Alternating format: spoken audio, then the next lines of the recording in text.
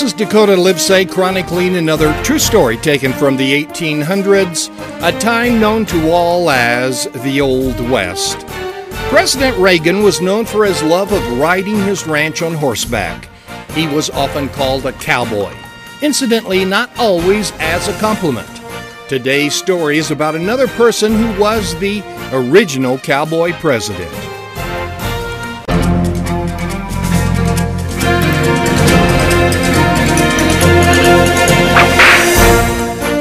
On September 14, 1901, with the death of President William McKinley, Theodore Roosevelt was sworn in as the 26th President of the United States.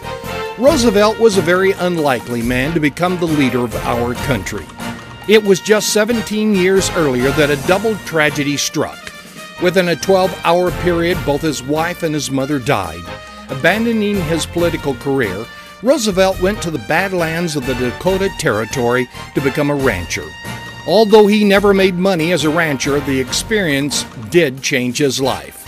He never looked like a cowboy, but he had the soul of a cowboy and gained the respect of his fellow ranchers. When a gang stole his riverboat, he went after them and weeks later brought them to justice. A bully tried to make Roosevelt buy him a drink by calling him Four Eyes. Roosevelt proceeded to punch him out. After 3 years, Roosevelt returned to Washington with a new zest for life. He later said that were it not for his experience in the West, he would not have had the drive to become the President of the United States. Roosevelt's experience out West also instilled in him an appreciation of the natural beauty of the West and the need to preserve it. During his time as president, Roosevelt gave the public 230 million acres of national forest land, and he doubled the number of national parks, including Yellowstone.